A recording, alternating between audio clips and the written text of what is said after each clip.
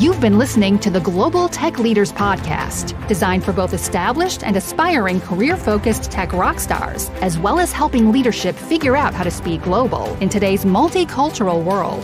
For further details, check out sf-talent.com.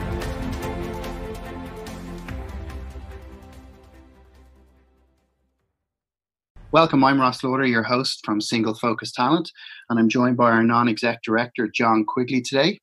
Thank you very much. Great to be here. Welcome. We're joined today by Denis Vickers, the CSM Manager at Microsoft. Welcome, Denis. Hey, Ross. How you doing? You well? I'm very well. So I thought it would be great to have Denis on the show. I've known Denis throughout my career for quite some time now. We started back in the day in the workhouse of all workhouses in Dell, where you certainly learn your craft. I suppose, Denis, if you could maybe just take us through your journey, what's brought you to Microsoft, some interesting ones along the way there as well with Citrix and Vodafone. Maybe just take us through kind of how that kind of journey started. What drove you to tech, and what was the evolution of your career into people management in particular? You've been at it some time now, quite the home craft, I'd imagine. So maybe just walk us through that journey, if you would.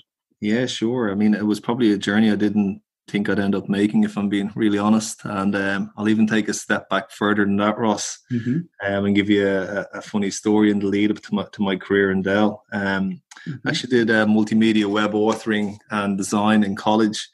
And as part of the course, when you received your certifications and diplomas, that the college would put you on a work placement starting job as an intern with a salary. And I went for an interview with a company on the Bog Hall Road in Bray, actually some years ago. This is probably going back nearly 20 years ago now. And I remember it was my first real interview for a job after college. And when I went there, I did the interview with the company, and they were pretty happy, and they were prepared to offer me a role. And as I was walking back down towards the bus, because I was living in Wicklow at the time, I met a good friend of mine sitting on the wall outside Dell at the bottom of the Bog Hall Road. So, John Marr, actually a good friend of mine who's I'm still in contact with. I worked with John in Quest. I know him well, yeah. Yeah, John's a good guy, and he's very much the extrovert. Jumped off the wall, gave me a big hug and said, "Hey, what are you doing up here?" And I said, "Well, I was up doing an interview with a company for a placement." And he said, "Okay, where is it?" And the first thing he said to me is, "How much money did they offer you?" And, I remember at the time it was a paltry amount. And I think, going back to those days, it was like 11,500 punts at the time. And he said, "You got to come in here and talk to these guys because I think I can get you in on 18.5. And I was like, "Okay, well, look, I'll go in and have the conversation at least." So I remember going home that evening, and my dad said, "Well, how did it go?" And I said, "Well, there's good and bad news." I said, "The good news is I have a job. The bad news is it's nothing to do with what I did in college. It's with Dell computers." So that's really how it started. And, I didn't think I'd get into the sales part. And maybe there's a sales DNA that's inbuilt into people when they see kind of the money side of the business. I'm not sure. But I think in terms of my first job in Dell, that's how it came about. That's how it happened. And I probably haven't looked back since. So I think, you made the point there of saying, I think Dell's probably a great foundation and nearly a college in itself. I've met some inspirational people there, some great leaders.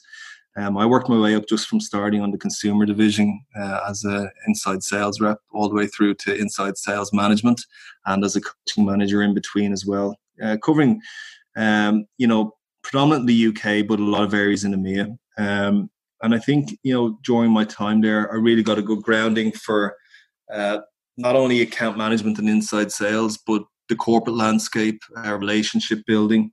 And in terms of, I suppose, leadership as well, it gave me that drive for results.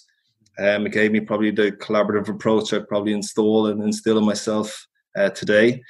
I also think in terms of, leadership qualities, I worked with some phenomenal leaders there who had a strong work ethic, ingrained with integrity and trust, a lot of respect for people. And I definitely come out of that organization a lot more resilient than when I went in. So I spent about 8.5 years there within that company. And again, some really great times. We moved from Bog Hall Road in Bray, if you remember, to the Cherrywood, who was state of the art building there. I do. And during that time, I suppose redundancy had come up, voluntary redundancy did come up for a few people based on, we were resizing in certain parts of the business, and it was an opportunity for me after probably 8.5 years, after a really strong education within inside sales, to maybe look at some other alternatives and options. And I think for the most part in Dell, and you'll remember this yourself, it was very IT focused on hardware with a little bit of software. I think kind of cloud and software as a service were really just buzzwords when I was coming to the end of my tenure in that part of my career. And I probably looked at the SaaS division and other companies out there and what they were offering. And I was close to probably joining one really well-known company in that particular vertical until something happened within the family. And I decided to help out on the family business back home in Wicklow for what I thought was going to be 6 months, and ended up turning out to be over 2 years. So ended up supporting the family in relation to, it was a small co-op shop cafe business back down in British Bay. And luckily I had a bit of backing behind me from leaving Dell that I could afford to do that for a few months. But we built the business up as a family, moved to bigger premises, expanded into certain areas. But what's one of the hardest things, it's the greatest education probably I ever got working with family, one of the hardest things as well. And I was commuting a lot down from Dublin to Wicklow. So in that sense, I really wanted to relocate back to Dublin, and I wanted to get back into the corporate world. And the opportunity then arose for me to join Citrix, and Citrix Online in particular, out in East Point Business Park in Clontarf. And again, some great links there with people I worked previously with in Dell. And, again, it goes to show the power of networking and the power of keeping those networks and those connections really close to you, because those are the people, again, that can fork out your career in so many ways. Even when I joined Microsoft recently, I'm linking with people that I would have worked with previously in Dell. So, those relationships are keen and really important to foster throughout your career. But going back to Citrix, I actually took probably a sideways step and took up a senior account management position within Citrix, working with their online collaboration work suite. So he would be probably familiar with GoToMeeting, GoToWebinar, and GoToTraining. And that online part of the division has been recently acquired by LogMeIn. Yes. But for the most part, I had a really enjoyable time there, and it was my first kind of adventure really into the SaaS world. Again, working with another American company out of Santa Barbara. So some really good times in relation to visiting California in my time there as well. Not the worst part of the world. No, it's really, really phenomenal, that part on the West Coast, right beside the sea. So if you get an opportunity, absolutely go and visit it. And it has an Irish bar like every small town in the world as well. So you'll get to know it really, really well. But from a Citrix perspective, I spent some time with the online collaboration work suite. It was very successful, and predominantly within the EMEA markets. And then the opportunity arose to take that next step into management, into Citrix services, which I did. But again, just going back to give a bit of advice on the move and that lateral move into account management, I probably could have went back and taken up a management position in another organization. But for what was on offer for me at the time, I probably didn't feel it was the right fit. And I think, again, in terms of that self-realization piece, I had to probably get to know the SaaS business a little bit better before I could lead in it and before I could manage people. So I think that's... How did you kind of transition to that? I mean, a lot of times, and I remember in Dell, it would have been a badge of honor to be a leader or to be a coach or, to be some sort of level that was, you'd moved on as such. I suppose when you take that sideways move from hardware into SaaS, and I know SaaS companies themselves can be quite precious about having SaaS experience, like, why did you decide that was right for you, and kind of how did you work through that process, as it were, and learn your craft in a slightly different nuance? Yeah, no, it's a really good question. I suppose first of all, I had the support of my colleagues around me in relation to getting back up to speed. I mean, I was really out of the corporate world for a few years, and a few years is a long, long time. And I think if you want to get to that leadership level, Steve Jobs probably said, first of all, that management is about probably persuading people to do things they don't want to do, whereas leadership is inspiring people to do things they never thought they could. Amazing. I personally didn't know enough about A, the business, or B, software as a service to be able to inspire people, let alone manage them. And again, I talk about self-realization, where you're at, and you've got to hold yourself on a high pedestal before you can probably approach that leadership question in any other way. So I suppose in that sense, I needed to take that sideways step. But I was able to leverage the experience of people around me. I think I've always had that ability to communicate and build and foster relationships really, really quickly in any organization. So again, to leverage the experience is probably something I had to do really, really early.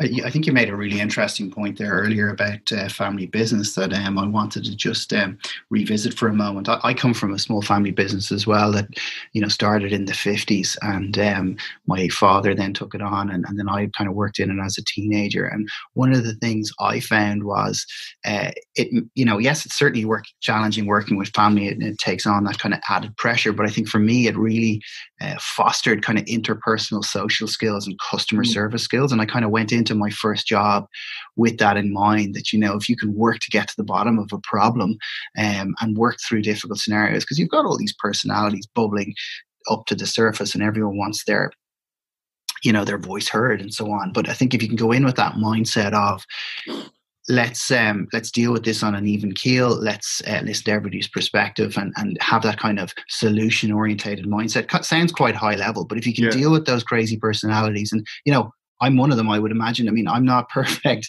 Everyone has their own proclivities, but I think it really helps you to kind of make progress ultimately, which is where you all need to get to. And it's kind of that win-win approach. Has that been your experience from the kind of family orientated, kind of intersocial kind of perspective? Yeah, and I think back to one of the most probably core competencies associated with management, or probably leadership. I should probably use the terminology leadership. Is that core value system? And for me, I think my parents in particular, and my family probably have installed or instilled those most important values into me. When I think about a strong work ethic. My dad probably was working 6.5 days a week sometimes, in order to keep everything going with bills and the family and school and everything like that. I think they taught me the value of integrity and trust. Respect for people, but more importantly, probably respect for myself. They taught me to be accountable. And in a family of 7, when there was 5 kids, resilience was absolutely an important trait. But I think the value system, and I think it's something that we probably don't talk enough about, how important it is to be instilled in people at a young age, in order when they get to that kind of later age in life. So let me dive in on that. Actually, the in terms of the value system, right? So it's my belief, right, that without a shadow of a doubt, right, in a software driven kind of revenue driven organization, right, one of the most difficult jobs to do in any of those organizations, be they small or large jobs, is a frontline sales manager's job. Well, first, do you agree with that or not? Or first, what do you think? Is it the hardest job, frontline manager? I think it probably could become one of the hardest jobs depending on where you are in the organization. I think for me, probably one of the hardest jobs is starting off in the organization, getting your brand where it needs to be, working hard to learn to know the business, having to look up in terms of your career development. Taking on a lot of initiatives you might not have taken on. I think I go back to the kind of the inside sales management piece. You're probably only as good as the people around you, believe it or not. And if I look at kind of myself starting off in the company, coming in as a manager into Microsoft has been really really tough, because I'm in a virtual world at the moment. I'm trying to upskill. I'm trying to leverage. I don't have the ability to get up and ask people simple questions. I don't have the opportunity probably to walk around the building and catch up with people. So for me at the moment, I would class it as very hard. But I suppose if you're asking me the question straight up, I think when you join a company first, regardless of whether you're inside sales manager or agent, it's probably all the one for me trying to upskill. So where I'm coming from on that, right, is to your point, right? Let's say a sales manager is likely to have to deal with a lot of those type of people you just described, right? People coming into the organization for the first time, finding their way around, they're unsure, and it can be at times, an emotional melting pot. Yeah. As well as that, they're trying to establish, their own credibility in terms of making the numbers. And typically any kind of shortfall or, any kind of misassignment of quota, right, is absorbed at the front line. Okay, the frontline managers absorb an awful lot of that, so that's additional pressure as well. So that's the context, right, really, of kind of where I'm coming from in my experience, and managers who kind of have worked for me previously as well. It's a tough job, So my question really is, the core value system, your core value system, anybody's core value system, is kind of their default platform in terms of the lens they look through or how they evaluate, right, various situations and various things that happen, right? So, high degree of emotional intelligence is really necessary. What do you do when and what happens, or how have you learned to cope with some of these folks who completely clash against your core value system?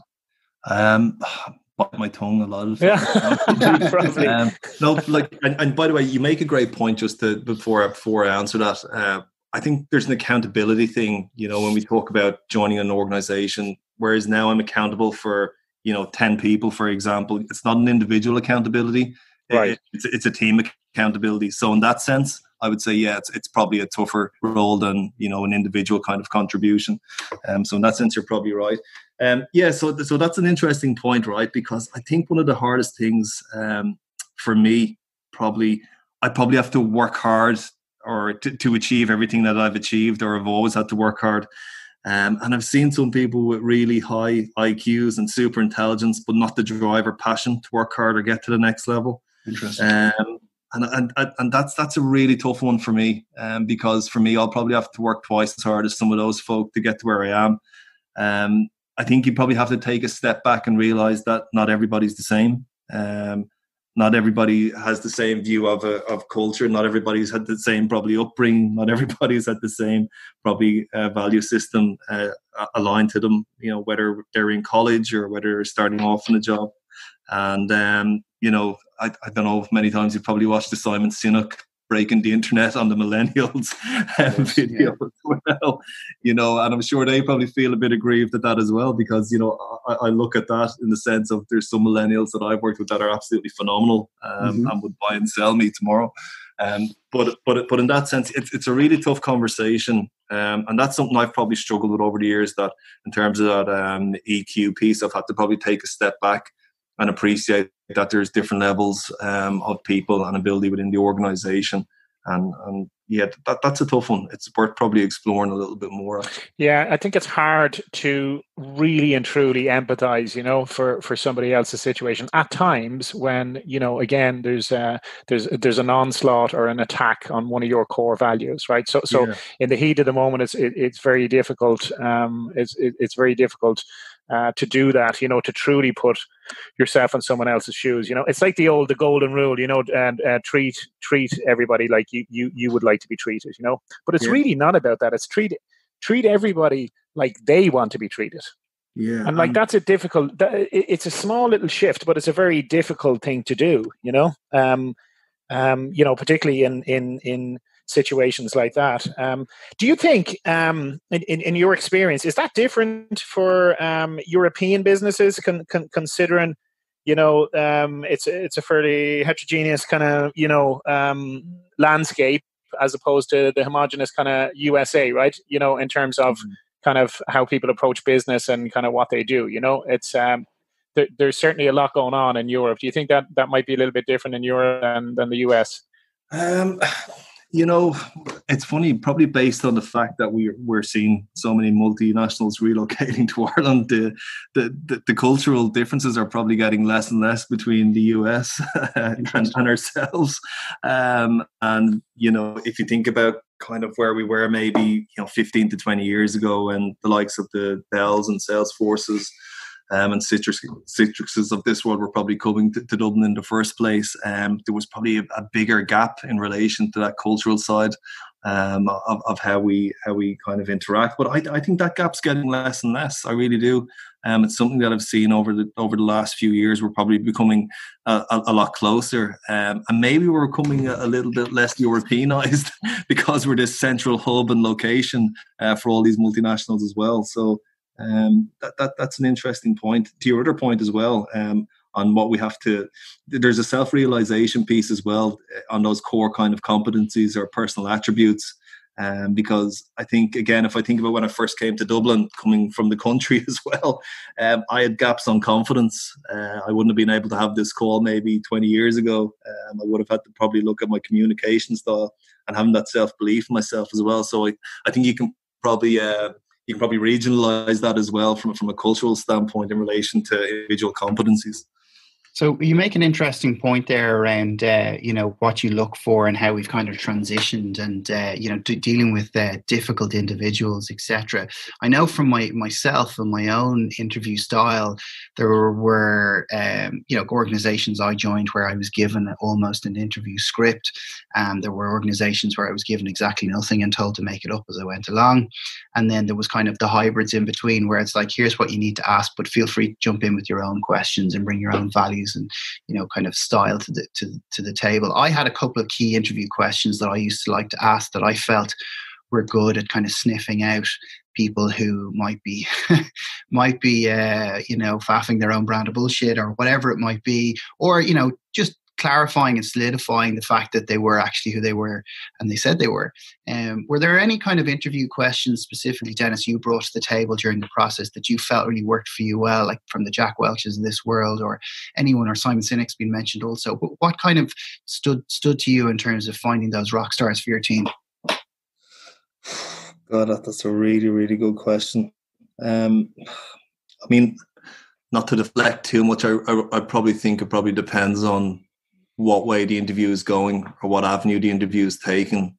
I think kind of, I don't tend to look back a lot in interviews in relation to previous experience. I probably tend to look more of what this person can bring to my organization. I think so. Maybe another way of asking that, actually, right, is what would be a complete and utter pull down the shutters job for you, right? Where you go, I'm getting a real bad feeling, right? Like what would need to happen, or kind of what would be coming across in an interview, or that kind of thing for you to for what would be your red flags? You know what I mean? Like in terms of things that would come out of an interview, and in your mind you're going, oh, that's not good. You have the obvious ones standing out. The basic errors, for kind of stuff not adding up from a CV perspective around dates, etc. Obviously, but if I think in terms of the deeper conversation, I suppose I look for somebody that that I can foster an environment of inclusion with them, that I feel can be a part of the team. I really look for somebody, for me, that's a self-starter, capable of working on their own initiative. I really look for somebody that, that has the self-realization around where the gaps are, where they need to improve. And then I take a look probably where their strengths are, probably based on what their previous experiences are, but aspirationally where they want to get to as well. Well, if you look at I'm probably building out a team at the moment, and I'm looking at a broad spectrum of different personalities, different cultures. If I brought everybody on with the same strengths, with the same kind of weaknesses, I'm going to be in a difficult place and trying to build a new team out. So for the most part, I'll probably look for a broad spectrum of people. I don't necessarily probably subscribe to the view of, they're too individualistic to work in a team-based environment, because in that sense as well, when you look at sales or even from a CSM perspective, the role is a lot about that individualistic approach. It's been able to obviously marry that with a collaboration work ethic when needed throughout the kind of day, week, month or quarter. Okay. No, I think they're very, very key points, and I think that's very important facets to hold dear when you're working in an organization like you do. So, I mean, there's no point in asking who are Microsoft and what do you do and what are your value in the marketplace, because we only have a limited time here, and we don't have the rest of the calendar year to go into that question. But I suppose, what is it that you feel excited about from a Microsoft perspective? Obviously, been a massive shift as an organization from being the classic OS play in the 90s, which is really where they experienced that hyper growth, to being very much an infrastructure play on-prem, and now very much migrating to Azure Cloud, etc. So maybe just take us through kind of that journey from your own perspective and what you've learned with your feet barely under the desk, as it were. Yeah, I mean, I think first of all, I'd probably look at Satya Nadella and what he's done over the last 5 years since he came in as CEO into the organization.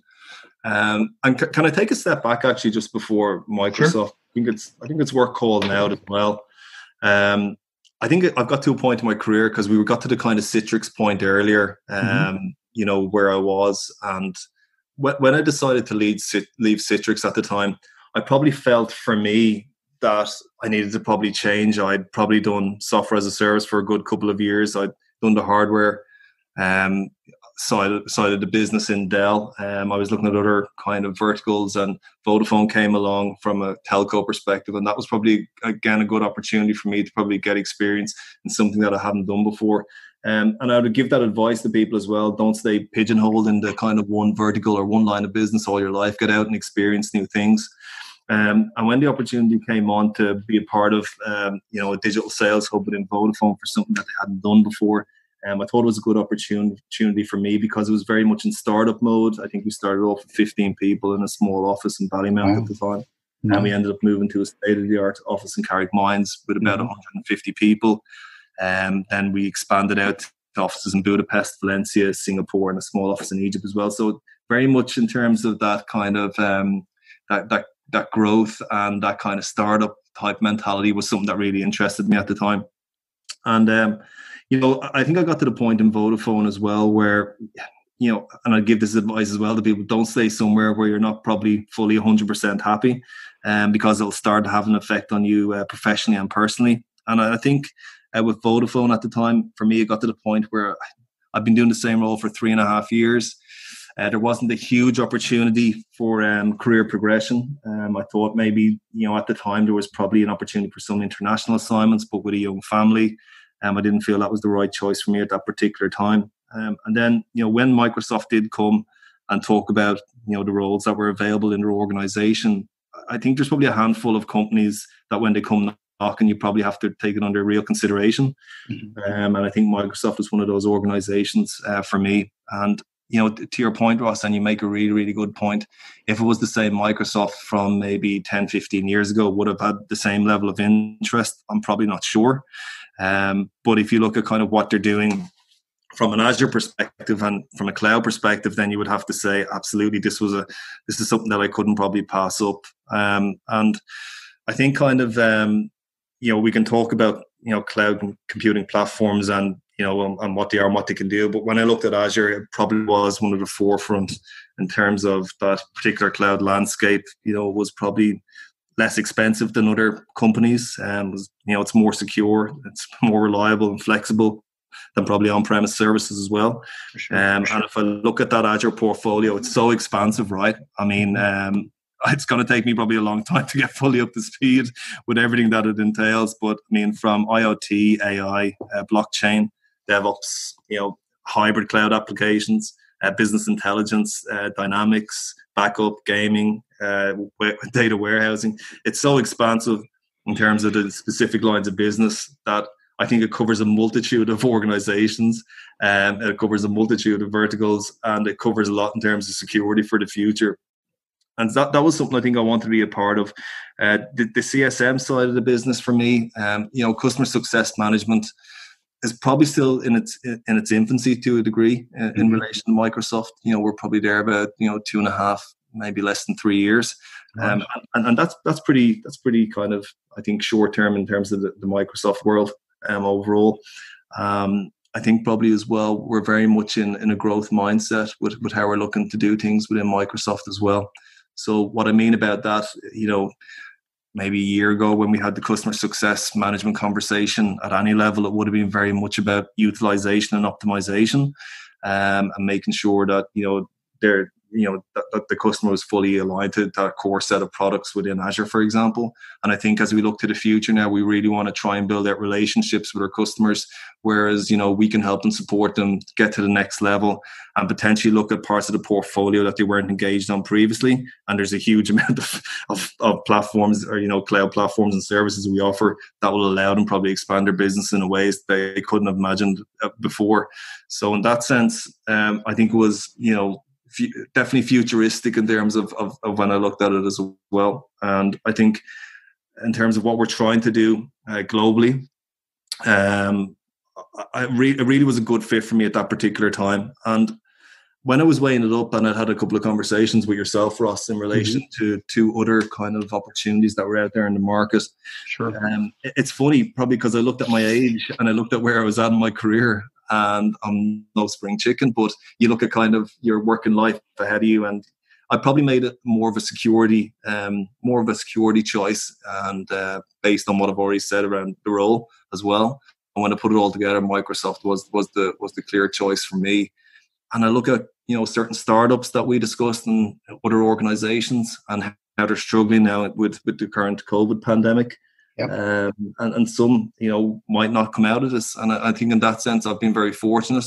I'm probably a little bit lucky in that sense in the role that I picked. And sometimes you need that little bit of luck as well.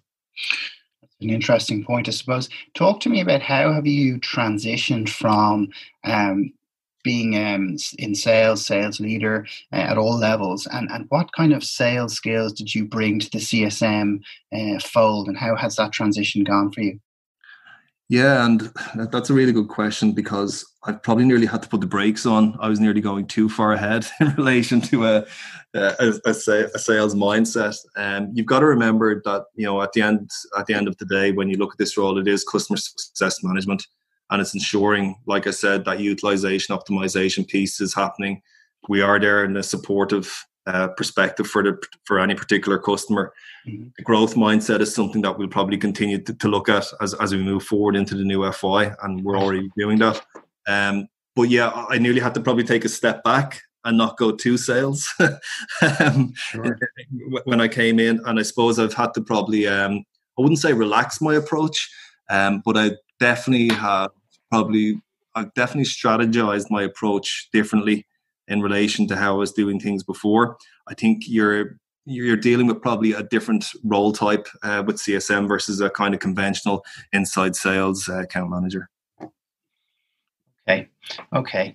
And where do you kind of see Microsoft's CSM piece in the next number of years? Obviously, you said you were 3 years in as an organization. I mean, I suppose I transitioned from kind of being an on-prem guy to joining albeit a well-funded startup in HubSpot, and that was one of the things they held dear. And churn was the big dirty word bandied about the office. Like, where do you see Microsoft kind of expanding their CSM piece? I mean, I go back to the portfolio, and I think of things that probably weren't there even a year or two ago. You look at kind of some of the work that we're doing around the Internet of Things. You look what we're doing from a productivity standpoint and development standpoint around AI, blockchain as well. I mean, these are all things that we wouldn't even been having a conversation about a couple of years ago. You look at what's happening at the moment in relation to BI. I mean, BI from an operational standpoint is huge at the moment for any corporate organization. You look at development and testing at the moment around the processing and testing applications that we're trying to put together. And you look at kind of even dealing with the current pandemic, how we're having an impact in those particular areas from a medical perspective or a pharmaceutical perspective. I mean, it's so expansive, and we're hitting on so many lines of business, so many verticals that we never did before. And top it all off, then you go completely left field to something like gaming, where I never would have thought it would have been a part of. You think about gaming when we were growing up versus gaming now, and the scalability of that across platforms and the reliability and refinement of analytics behind it. Again, it's phenomenal how we're taking this approach to a multitude of different kind of platforms a multitude of different organizations, a multitude of different line of business and verticals. So I think that the portfolio is so expansive and we're covering off so many different areas of global business, not just only at a corporate level, but at a small business level as well, that I can only see positive things for us for the future.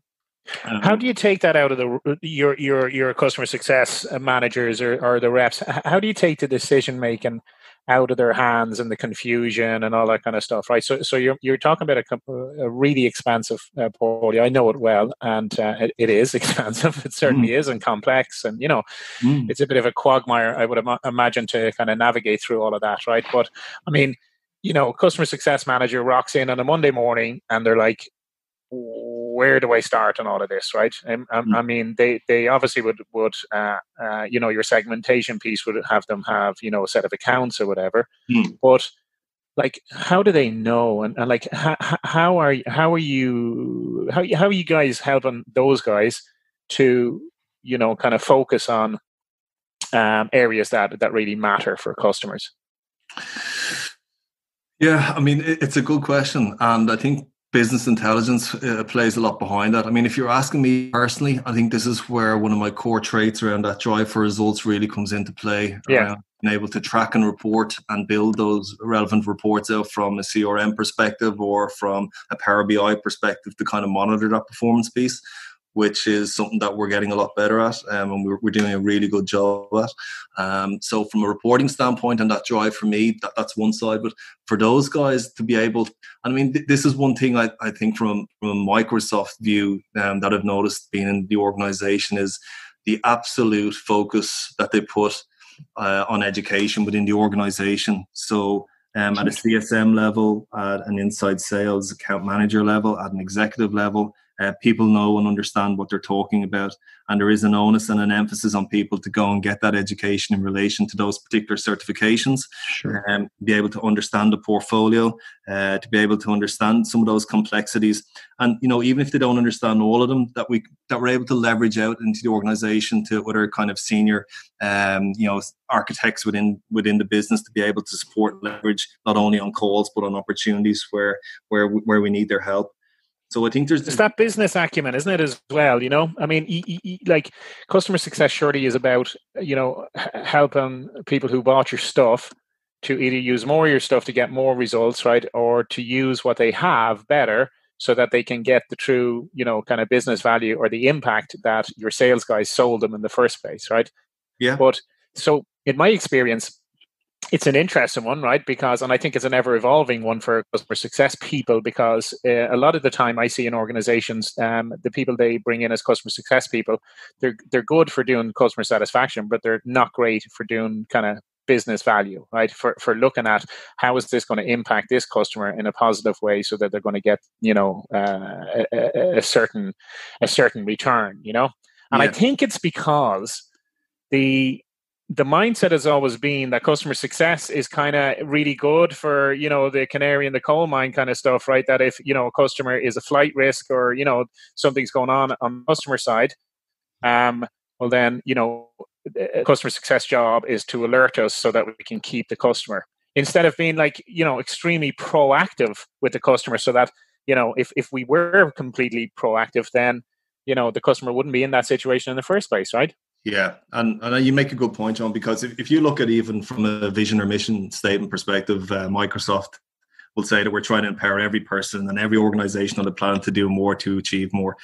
And it's not just a buzzword, or it's not just a throwaway sentence, right? Because if I think about my team in particular, and if I think of kind of, the responsibilities that I would associate with a CSM, I will ask those guys, and they already notice, to be able to identify and explain how the businesses in their portfolio across industries and company sizes can meet a new bar of excellence to reinvent themselves or compete for the next decade by, embracing our technologies.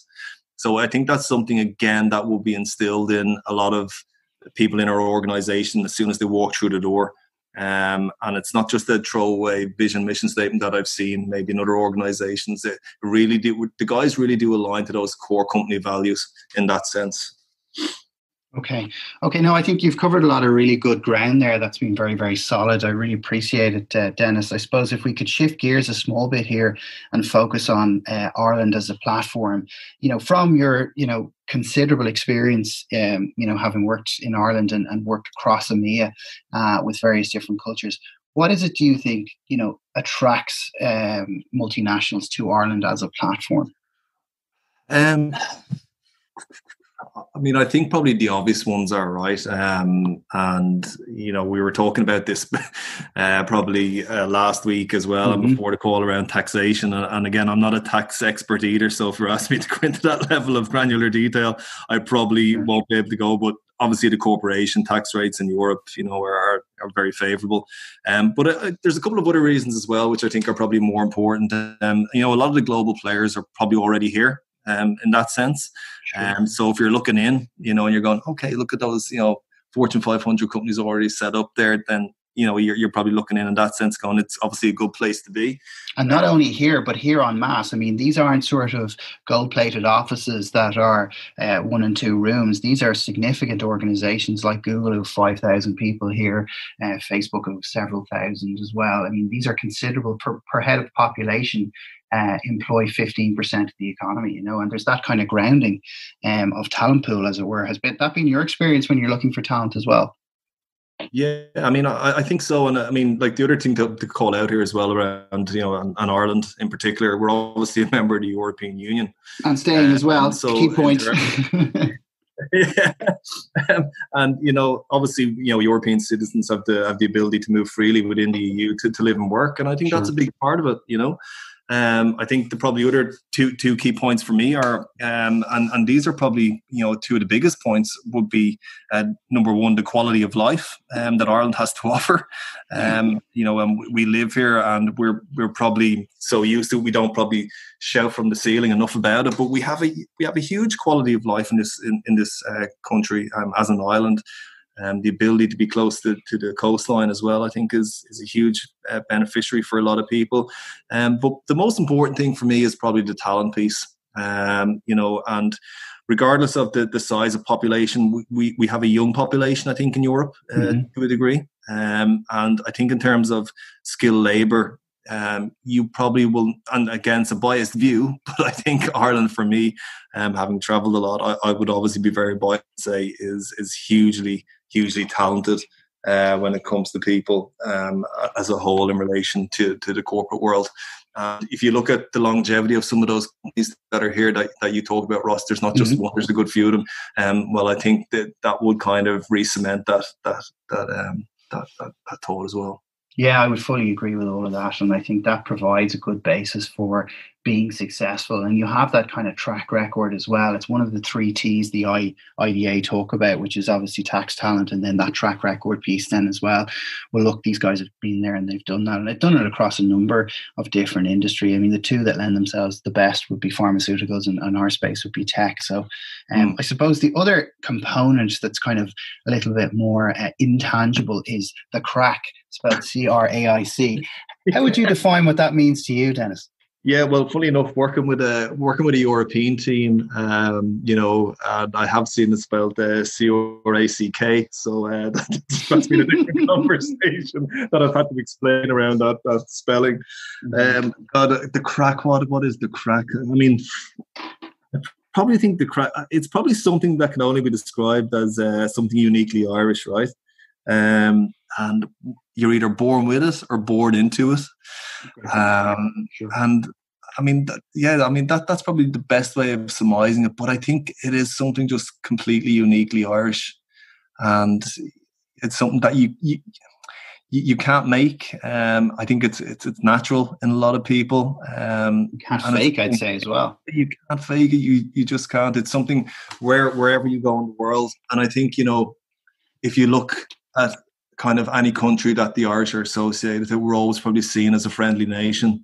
And in that sense, there's probably a neutrality conversation there somewhere. But for the most sense, it's probably based on our individual personalities and collectively our attitude as a nation as a whole. To quote Father Ted, probably a great bunch of lads. But yeah, indeed. Yeah, no, I use that in my life an awful lot. I think I derive a lot of my sense of humor from that. In our family, it's a big one, all right, around the Christmas dinner table, for not taking ourselves too seriously. We work hard, but you know what? We have a bit of a laugh along the way. And, that goes back to those kind of core values we talked around. Absolutely work hard, but, we have a lot of hard fun and play hard as well. Yeah, I definitely echo that. Okay, gents, I shall wrap it up there. Thank you all for your time today. Really appreciate it. And look forward to speaking and work with you again in the future. Cheers. Thanks, guys. Thanks, guys. Thanks, Dennis. Be safe. Welcome to the Global Tech Leaders Podcast, where we help business leaders and individual contributors with actionable insights to hit their number and figure out the nuances of truly operating a business globally today, squeezing the essence of the lessons learned from the planet's top tech leaders. This is your guide to joining the fast track to global market scaling.